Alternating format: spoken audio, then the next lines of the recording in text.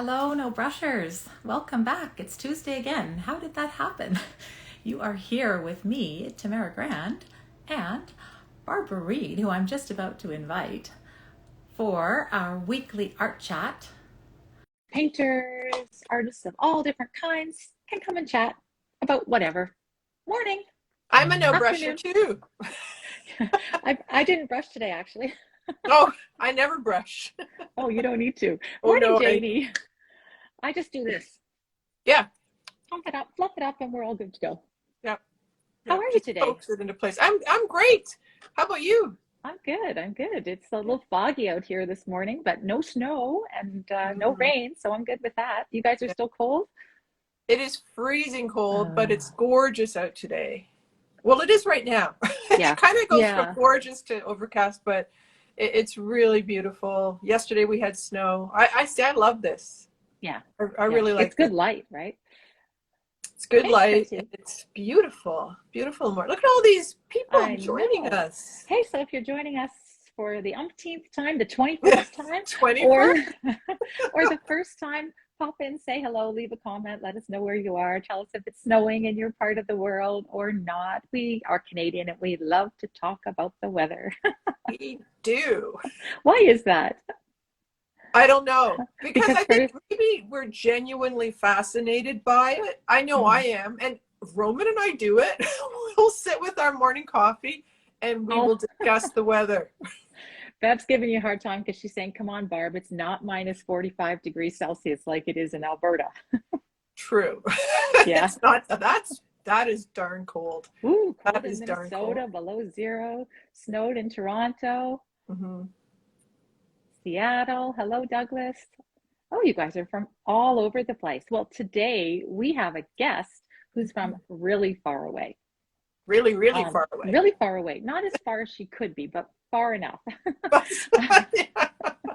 Far, and you know what? And since we haven't been able to travel for a couple of years, where she's from feels really, really far away to me. Oh, yeah. So she is from Glasgow. And if you guys have been following us on our stories, you'll know who we're referring to. Today, we are so excited to talk to Kirsty Matheson, who is a painter and an artist. And she's managed to combine both of them in a really, really cool way to create, she services two different audiences and they love to come together and experience music and her paintings. And I don't know, there's so much wonderful work that she's done. And I own one of her paintings. Do you? Okay, now which one? Because I was going through her website and I went through the 100 paintings that she created. Right. Not one of those. One of the ones that she did as part of her Nutcracker series this fall leading up to Christmas. I saw that too. Yeah. So I have Waltz of the Snowflakes. So, and it has a lot of personal meaning for me. When I saw the painting and I saw her description of it, it was just it was meant to be. So I was really happy to be able to get that. And I don't have it behind me. It's hanging up in another room in my house where I see it every single day. And I've posted pictures of it on Instagram, so you guys may have seen it. But why don't I grab her? I think she's probably waiting right now in the wing. She's in the green room. She's in the green room. So those of you who don't know, this is also a very special day in Scotland because it's Robbie Burns Day. And she's coming to us on Robbie Burns Day. Happy Robbie Burns Day! Kirsty, how are you today? How are you tonight? I'm good. Yes, it's tonight. It is 7 o'clock here in the UK, in Scotland. And yeah, in Glasgow it's dark. And I've had my haggis, neeps and tatties. I did see that. Yes, I posted it on Instagram, so if anyone wants to have a look, it's all been eaten, so I can't show you it. And I believe my husband's going to deliver a whiskey at some point during this talk. Oh, hey, yeah, Tamara, you said you were going to have single malt going. Okay. Oh, which one's that? I'll be back. Well, it's Adele Winnie, and you're going to laugh at me, but it is, I fell for the Game of Thrones. Remember when they had the Game of Thrones? Yeah, they started doing that. Yeah, because the one for Talisker for Sky was whatever the family is that are the ones that are on the island. The sea ones. Yes, I can't remember. Those guys. This is Stark. This is House Stark. Very And nice. it's a single malt and it's quite lovely. It's called Winter's Frost. So it's actually more perfect for Barb than it is for me weather-wise today, but whatever. Is that a Game of Thrones? A Game of Thrones Oh, whiskey? oh yes. I Yeah. totally No. get sucked into marketing, but it's good. Yeah, Okay. it's whatever the company is that owns several single malts like Dalwhinnie, Talisker. Can't remember that. I think Lagavulin was one of them, I think and Oban had one as well. yeah, Oban had one, and They were hard to get. they were all different. Yeah, yeah. They were And collector's items. they were. The I'm price went up for I'm those ones. cradling ours, which is the Macallan Gold. Oh Oh, there you yes, go. Yeah, Macallan's. It's good. Yeah. Oh Can't yeah. go wrong. Yeah. Can't go wrong, right? We So we how do pulled how it do we out. Yeah. Sorry. how do we say cheers? You guys say slanja? Did I We say pronounce it right? slange. Yeah. Lunch. Slange. Yeah. There we go. Or slange va. Yeah. Excellent. There I we go. will But I'll tell have to you that wait until I actually get my whiskey. you do, and we can do that. And I'll tell you, in the meantime, I have my other favorite Scottish drinking. Who is that? Oh, Outlander. Outlander. Oh, Outlander. Do you know when we went to Scotland, we actually went to Midhope Castle. So I was able to go to Lallybroch and see Lallybroch. And when we went to Inverness, we went to Culloden and we saw Clan Fraser Stone on the field. It was actually kind of interesting. Yep. So Yep. there we go. Yeah. Now I feel like I've been on holiday. This has been great. Well, so we invited you to come on and chat with us today for a number of reasons. Number one, we love your work and you have been thank all you. over the place lately and lots of stuff has been happening in your world, which is really exciting that probably some of our followers will know, but some won't. And the other thing that I want to talk about at some point is the 100 Days Project. So usually we put you on the spot and we say, hey, do you want to give us your little origin story? Tell us, how you came to be where you are today. Yeah. The spiel. I can read your artist statement because it gives me chills, but Oh, thank you. Yeah, well, I won't be as succinct as my artist statement, but I'm a musician. I'm a freelance musician in Glasgow. I play double bass in orchestras, and COVID hit the world, and my work dried up. And I still had teaching. I've always painted, and I did a couple of massive paintings just for us for our living room because we'd done it up. And a friend asked, "Oh, can you do one of those for me?" And she literally had to ask me 4 times before I actually took her seriously. And then it kind of came from that of like, oh, people want to buy stuff that I create, but I've always just done it. I did nearly go to art college instead of doing music after high school.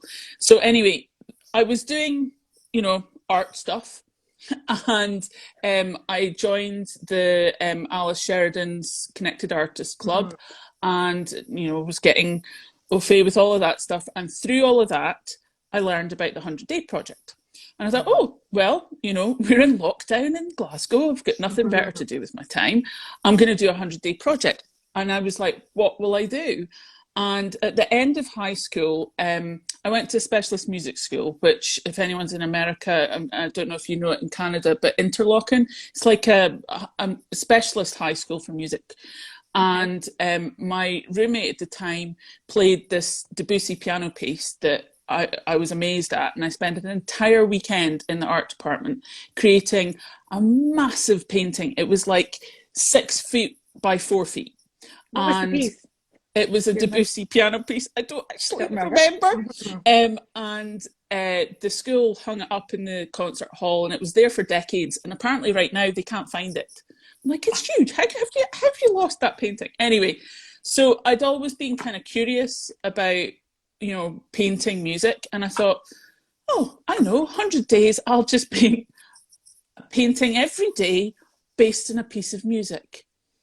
And that was really foolish. Yeah. I would use the word ambitious. Yeah. It was actually foolish because I did not think it through at all. And I didn't think about, this wasn't for selling anything. This was not, I didn't think about where these paintings would go, which if none of them had sold, I was literally painting in our hallway. I now have a studio, but at the time I was painting in our hallway. I mean, where I would have stored 100 paintings. My husband has said that he probably would have cut me off at about 45. Anyway, so I didn't think about it, but the first painting I did was a piece by George Crumb. It's a string quartet, and it defies what people normally think of as classical music, because it is, you just have to go listen to it. You can either find it on my Instagram for a little sample, or go on whatever streaming and look up George Crumb Black Angels, because it will blow your mind. And so I did that one because I just love that piece. But the second painting I did was of the overture to Dido and Aeneas by Purcell. And I got an email. I got an email from the wife of John Butt.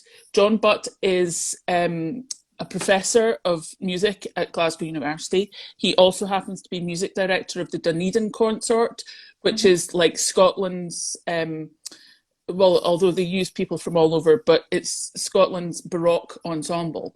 And they're a big deal. Like, they are huge in the classical world. And so I was literally, she emailed me saying, can I buy it? I was like, of course you can buy it. What price am I going to put on this? I really hadn't thought about it.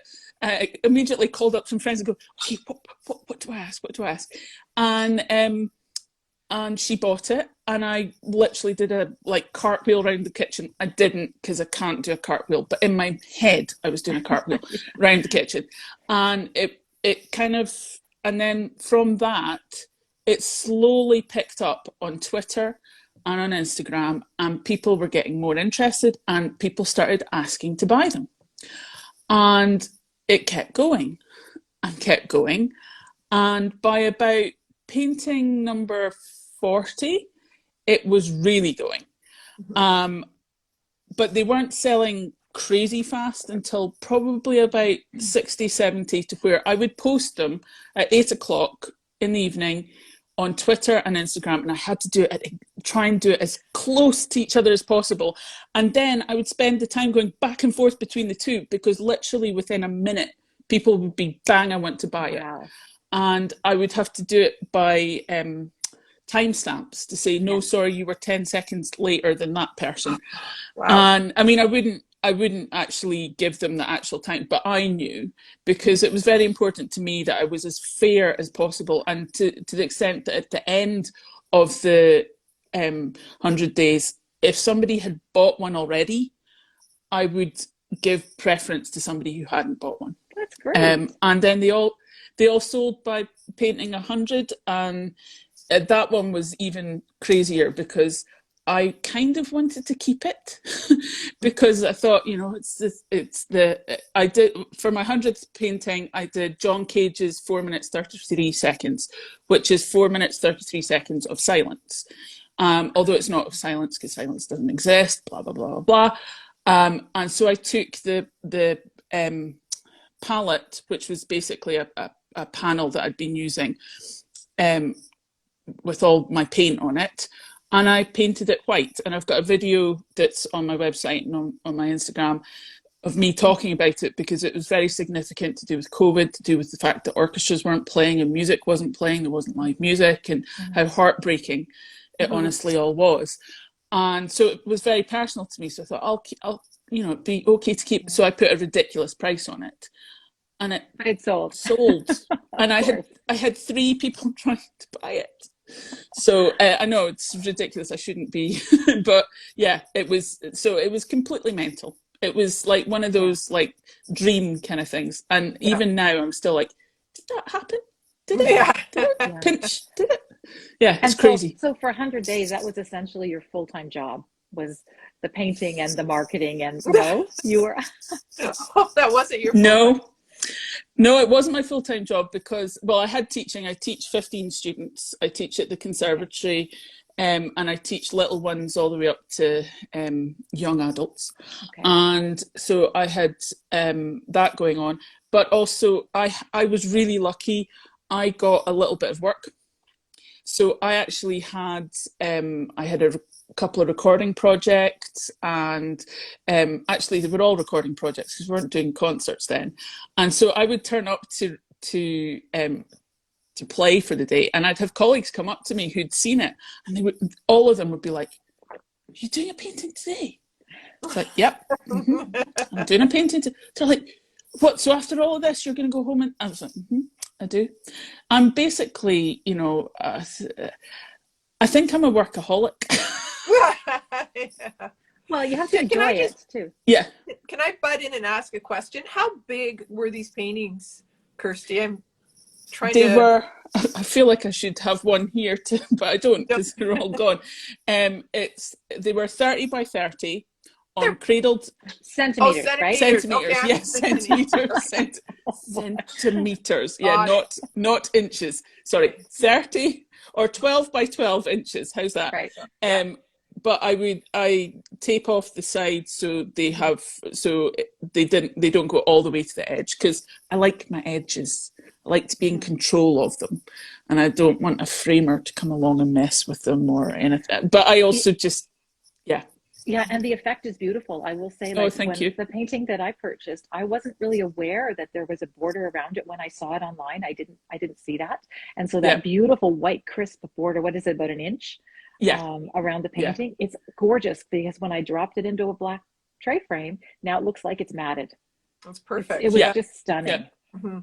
Yeah. And you did the perfect. That is exactly how I would like them to be framed. Yes. If you don't want it to detract from the painting. Yeah. And some people, it also meant that some people who bought them, chose not to frame them or didn't have the funds to frame them or whatever, and they could put them up on the wall because, you guys know, they hang quite nicely. So my question to you, I have a couple questions, because 100-Day Project is coming up again this year in about 3 weeks. Like, what is it, the 11th of February? That date's in my head for some reason. Yes, or is it the 13th? Or maybe a little later. Yeah, somewhere around there, second week, right? Yeah. And people are talking about what they're going to do this year or whether they're going to do it. And my first question is, was that your first time? Oh, yes. Yes, it was, well, because I've had some people ask me, about what's your recommendation for 100 days? Like, how did you do it? And don't get me wrong, I kind of flailed a bit around, I think it was around number 60. I was like, oh, can I keep this up? And, I had a deadline. So, sometimes I was like, I'm not going to, literally it would be an hour before 8 o'clock and I was like, I don't have a painting. I don't have one. Oh my God. Like, I don't like this. But somehow some magic would just kind of happen and I would be like, there it is. And so that in and of itself, it felt very much like a performance, like music, to where you just have to, and to an extent, I think because I'm a musician, I can let it go. I do it. And that's what today was. And that you just let it go, because tomorrow will be different. And just like a performance. But anyway, so I feel the key for me for my 100 days was doing something that I was excited about every day. Like, what am I going to paint tomorrow? What piece am I going to paint tomorrow? Because before I did the 100-Day Project, I couldn't listen to orchestral music. It was too painful. There are lots of musicians who had the same experience where it was too painful to listen to big symphonies and all of that stuff. So I listened to chamber music and, I love rock music and pop music and all of that and jazz. So I could listen to all that stuff, but I couldn't listen to anything that I would potentially be playing in. But what I have found with the 100-Day Project is that I was listening in a totally different way. And it reminded me why I loved that music. So it was actually really exciting to wake up in the morning and be like, oh, today's Brahms too. I love that piece. I get to listen to that piece, because sometimes I would listen to them on loop while I'm just painting and painting. I've had people ask, could you do a live performance? No, I couldn't paint it live, because sometimes they happen fast. And you guys know this as an artist, that, paintings have their own time scale. You can't control them. They No. just do what they do. So I was like, no, there's no way could I do a live. It's not about that. So my recommendation is to have something that excites you every day to do. And even with that, there will be a kind of down bit. And what I did was, because I then had Twitter and Instagram followers, I put out a thing saying, what will I paint tomorrow?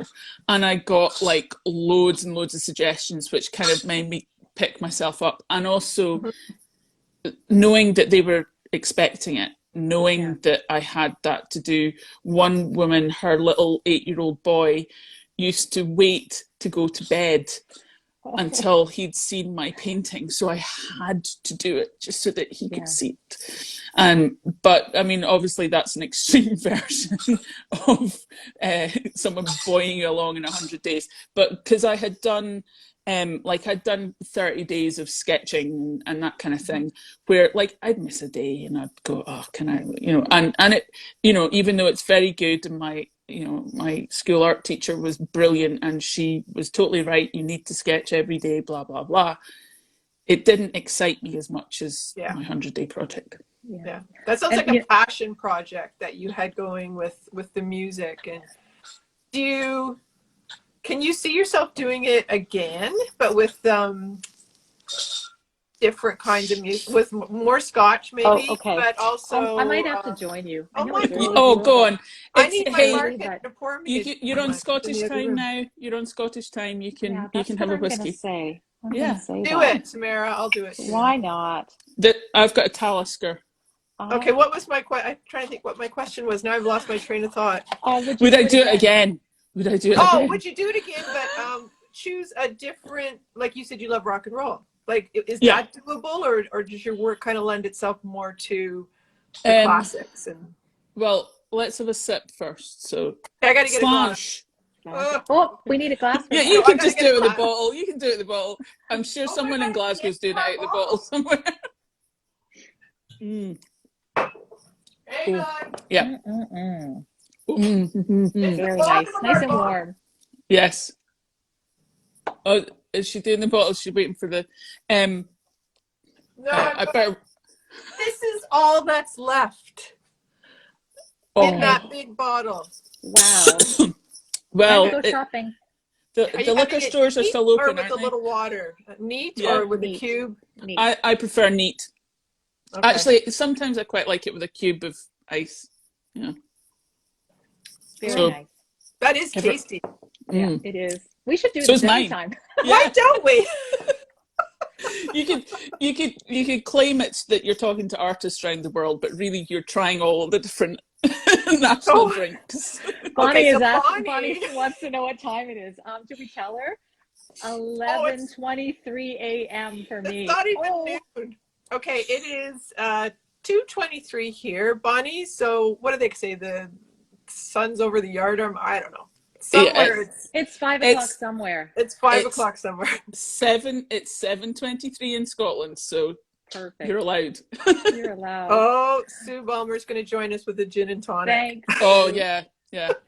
There's some lovely Scottish gins too. I'm a gin collector. I don't know if that's ever come up in our conversation, but I believe that drinking gin and collecting gin are two different hobbies.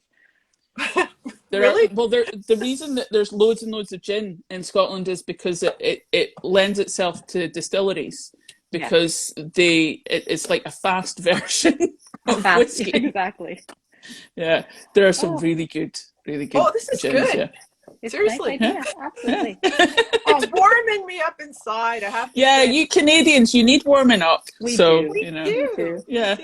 Yeah. Well, so I was going to comment. So the other thing about your 100-day project is, it seems to me that the other thing that's really helpful, and I did one last year, and mine was very small scale compared to yours, and I produced one thing, but I was really, really clear on what I needed to do every single day. So there wasn't this, I'm going to make a painting every day with no guidelines, or I'm going to do a sketchbook page every day, because I found I really did need those almost rules about what I was going to do. So when I came into the studio, that was the thing that had to get done. And I didn't have to think too much about what I was going to do. I could just do it. Yeah. And so good accountability. Yeah. Now, I'm the person who's Yeah. never done the 100-day project, and I tend not to sign up for those things. I don't know why. It maybe sounds too much like work to me. I don't know. You're a rebel. You want to do your own thing all the I time. want to do my own thing, but I do admire people who do it. You know what, Kirsty, I love the sound of your project, and I was listening to your excerpt from the Nutcracker while you had the images of those paintings go through, and I know the Nutcracker inside out. I could if somebody, a ballerina, the lead ballerina fell ill, I could probably dance it. That's how many times we've seen it. But the music is so beautiful, and I could see it in the way that you made those paintings. Like it's like the snowflakes, and that's the waltz of the flowers, and just beautiful, so beautifully done. Yeah. Well, so then that was a follow-up project to your 100 Days project, to take another series of music, and that's what you did this fall, right? I'll answer that question about my 100 Days project in a minute. Somebody wants to know about that, but we want to know about you right now. Question. What do we remind them of? Oh, if you have a question, you have a question box down below. It's underneath Kirsty's chin. There's a little question sticker, and if you hit that and you type your question in, it'll show up for me, and I can share it with everybody, and then it doesn't go flying off of the screen. Got you. We missed. So anyway, sorry. So you can tell us about the other projects that you've used that idea for, painting to music, and how they've evolved. Well, to be honest, that's all I do now. At the moment, I just paint music. It's what just works for me. So until I have something else that comes and hits me in a different way, that's really kind of what I do. And what was most exciting for me with the 100-Day Project was finding out that, like, some people who are intimidated to listen to Mozart's 40th Symphony, for example, would look at my painting of it and they would listen to it and they wouldn't be intimidated. And as a musician, I'm like, yes, because I hate this whole classical music, because that's not actually, especially that's not what musicians are like at all. In fact, classical musicians, orchestral musicians, are closer to rock musicians than anything else. I mean, I'm not saying that the brass have trashed hotel rooms, but tours can be a lot of fun. But anything to break down those ridiculous barriers where people think that they're supposed to know something about Beethoven before I used to have somebody ask, who's classical music for? Somebody with ears. It's that basic. Everybody. And so there's something about looking at a piece of art that makes people feel like they're entitled and it's okay to listen. So that for me is really important. So that's primarily what I do. And the Nutcracker Project was, again, something I didn't think properly all the way through because, well, in a sense, it wasn't my fault because I didn't realise that basically playing was going to come back. And because it all of a sudden, we were all thinking, it's going to be another year before we're going to get asked to go in and play. And all of a sudden in Scotland, in halfway through October, November, suddenly bing, bing, bing, emails, phone calls, I suddenly had all this playing work. And so my Nutcracker wasn't as I wanted. It was supposed to be every day, but actually I had to kind of do it in fits and starts towards the end because it was too much to fit in. And so if I had known that was going to happen, I probably wouldn't have done all 24. I would have probably done the suite. But I'm really glad I did, because if I'd done that, I wouldn't have painted your one, Tamara, and that would have been awful. So it was totally worth doing it just so that you could have the one that you have. So I did that. I've done some Britain. I've done commissions for a lot of people, including Dunedin. That, going back to John Butt, I painted their album cover for their recent CD that has taken off because it's so brilliant. That recording, they're fantastic. And I painted all of Host's Planets suites as well, and they've all gone. In fact, everything's gone. But except for my big ones, what I'm doing right now, I have my first solo exhibition, but quite fittingly, not in a gallery, but in a concert hall. Perfect. In the Glasgow Royal Concert Hall, as part of Celtic Connections, which is a international Celtic festival of music that happens in Glasgow end of January, beginning of February every year. And tragically, because of COVID restrictions here, they've not been able to have as many shows as normal, but restrictions have lifted this week, so it's a bit better. And they asked me to do an exhibition, which I can talk about later. You look like you're dying to ask me a question, Tamara. No, that's fine. Do you see it? Do you see it? No, I don't. Okay, Bonnie's asked the question, do you take commissions with people requesting their own music? Yes. You do. Okay, she does, yes. Bonnie, if you got an idea. Even country and Western music? Well, or Justin Bieber? No. I do have lines. No beebs. You have beebs. Oh, you have. What do you? Sorry. No. I understand completely. Yeah. Okay. And I have to say, even if the price was ridiculous, I would still. That's you got it. Stand grand on that one.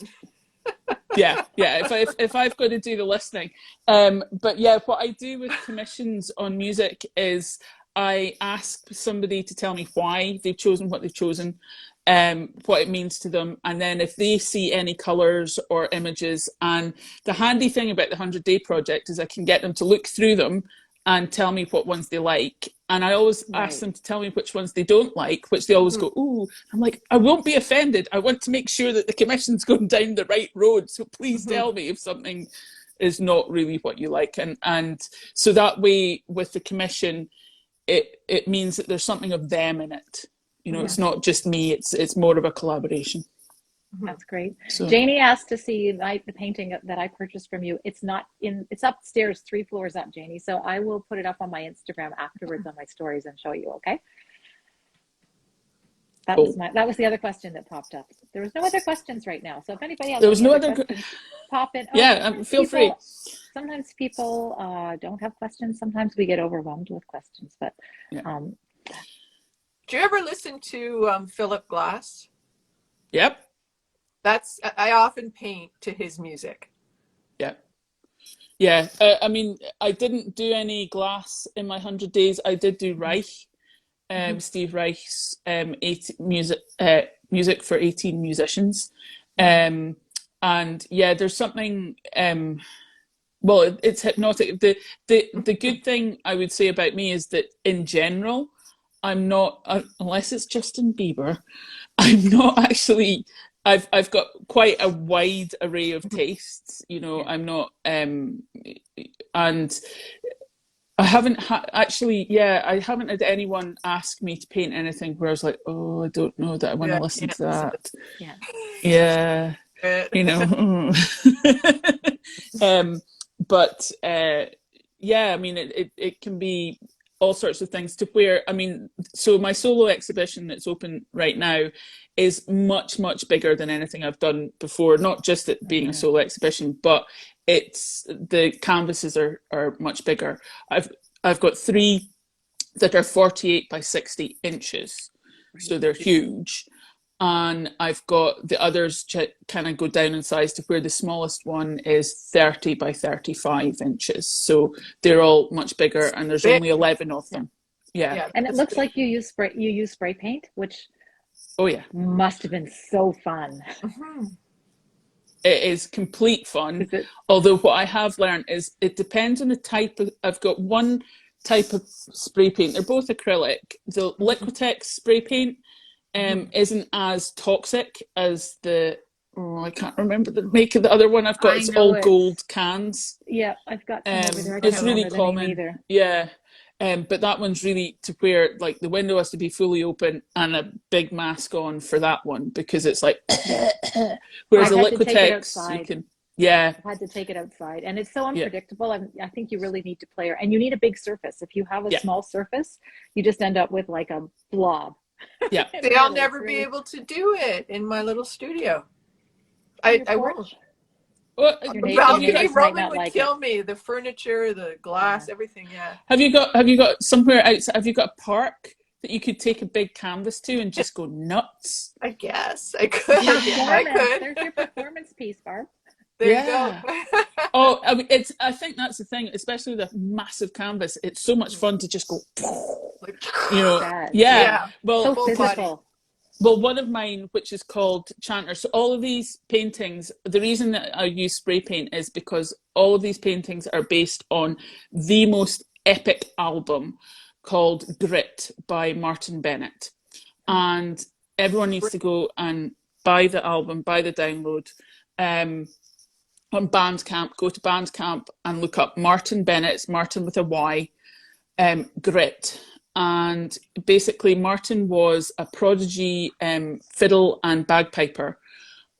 He actually went and got a degree in classical violin, and he would have got a job in an orchestra if he'd wanted one because he was so brilliant. But he chose not to. He got really into the dance scene, and he took his pipes and he started busking in Glasgow, playing his pipes with dance beats and stuff that he would have to play over, and he made loads of money doing that, and he became quite famous. And then he was playing clubs and all this kind of stuff. And then, very sadly, he got cancer, and he had cancer 3 times in his life, and he ended up dying at the age of 33. And this album, Grit, is his last album, and he couldn't play his instruments because he was too ill. There's an amazing documentary on YouTube, actually. It's a BBC documentary, but it's still up on YouTube. Please don't take it down, BBC. So if you look up the Martin Bennett documentary and watch that, it's incredible. He was just brilliant. And when 10 years after he died in 2015, his friend Greg Lawson, who is an amazing violinist in Scotland, he's had jobs in the Scottish orchestras, but right now he's freelance, and he transcribed the music of Grit for a unique orchestra that's called the Grit Orchestra, of which I'm a member. 80 musicians, about a third classical, third jazz, a third trad. And I mean, even the makeup of the orchestra is unusual because, well, there's bagpipes in it, and there's fiddlers and violinists. Oh, I love and he tried to transcribe all the weird electronic sounds that are in Grit for this orchestra. And I didn't really realize what I'd stumbled on when I did this gig, and it was unbelievable. The concert hall was packed. It was an electric gig. It was just amazing, and it felt like the entire of the Scottish music world was saying goodbye to Martin Bennett finally, and it was so moving. So it was the perfect thing for me to paint because I've played it, and since then the Grit Orchestra, we've done about 5 or 6 gigs since then over the years, and so that's what these paintings are about. So the spray paint is because it's electronica. It's not. It has to be different from the classical stuff that I've done, and the one that's most extreme in the difference is one called Chanter, and it has a English voice that says, "You play the melody on the chanter." Now, the chanter is the bottom part of the bagpipe where you do your fingers, which is why he says, "You play the melody on the chanter." Well, Martin was hilarious, and Martin went, "Nah, I'm not going to play the melody on the chanter. You think I play the melody? I'll show you." So he doesn't. He makes an entire dance, brilliant dance tune out of da dee da dee da dee da dee da dee da dee da dee da da. 3 notes, right? Yeah. So he doesn't play the melody in the chanter. There is a melody in it, but it is sung by a woman who, there's this thing where it's called mouth music, where they sing the bagpipe melody. But I mean, I can't do it. It's amazing when they do this thing. And so there's that in it. There's a recording of that in it. And so for for that one, I have used the notion of a graffiti tag to represent those three notes. And a graffiti tag is not trying to make a painting out of graffiti, or it's not Banksy. It's definitely not Banksy. And then so lots of colours, and the colours of acid jazz, which is what not acid jazz, acid house, that I hear, when I listen to that track and everything.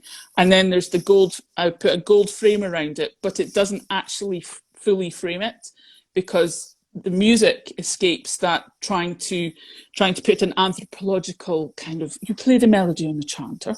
Right. No. And it also has a double entendre as to what chanter means. So there's a painting underneath it that won't be revealed. That was a lot of fun. That's cool. Wow. So cool. Yeah, very so cool. You'll have to use your imaginations for that one. Yeah. Okay. I just want to pull up a comment that Bonnie wanted to share, because it's interesting and relevant.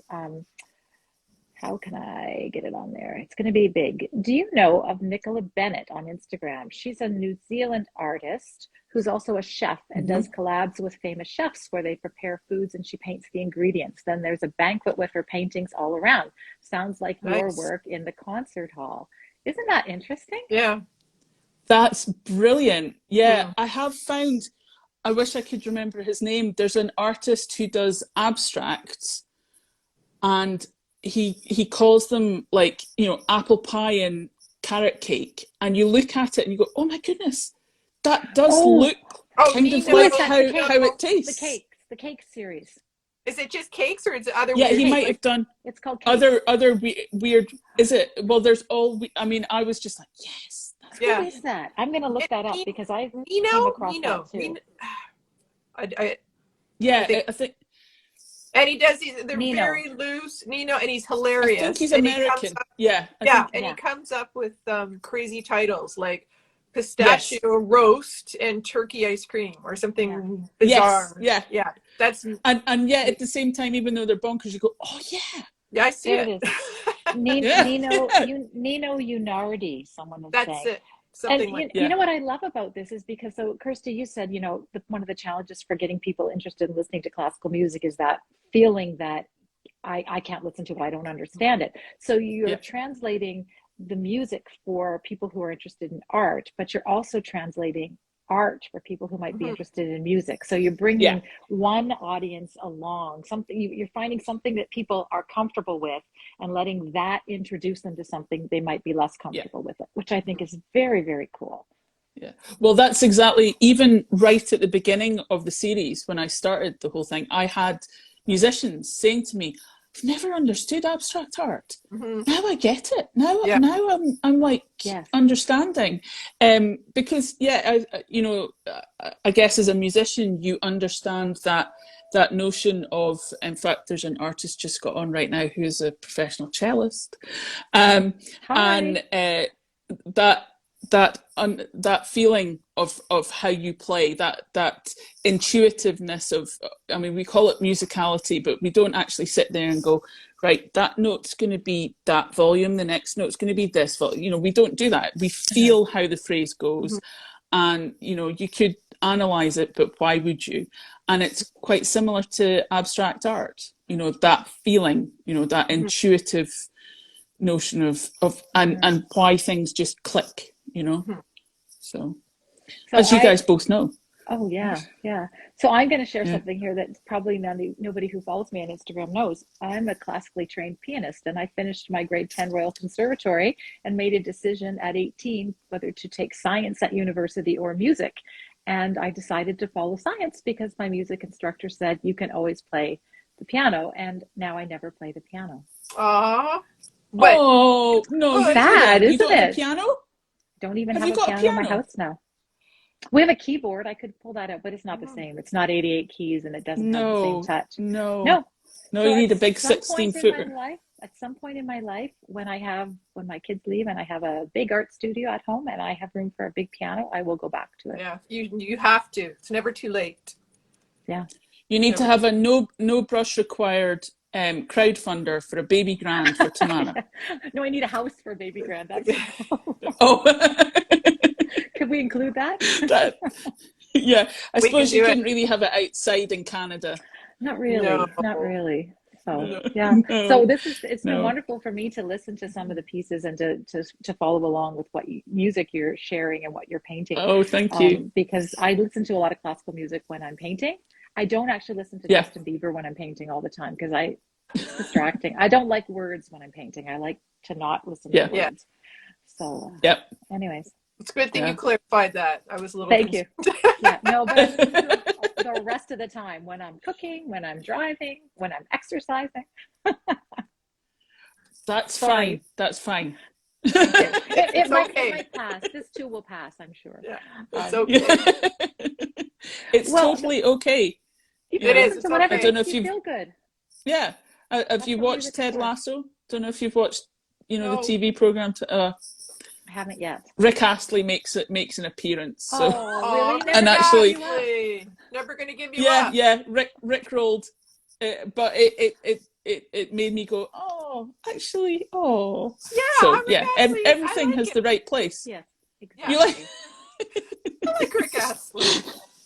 Nostalgic. How about you- He's got how that about big you coat paint- on, doing his How about you thing. painted that song? Never That gonna would give be. you up. Oh, the never gonna give you. Yeah. I don't know. I'm not sure if my brain could take it. Sure. Yeah, I Maybe that'll understand be that. my 100-day project to paint all the old pop Yeah. classics. Barry Great All Manilow. idea. the Barry Manilow. Aitken and Waterman. Hmm? Kylie Minogue. Oh yeah. Absolutely. Why not? Could be Why fun. not? Indeed. Yeah. Why not? Indeed. Yeah. Well, Yeah. it's been a great conversation. We're pulling up to 45 minutes. We seem to be going over our planned 35 minutes for the sorry. last few weeks. No, it's great. because No, we it's good. Get involved in these wonderful chats and we learn so much about you and each other and our audience. So Yeah. I don't see any more questions right now. So Janie loves Barry. I'm glad. Oh.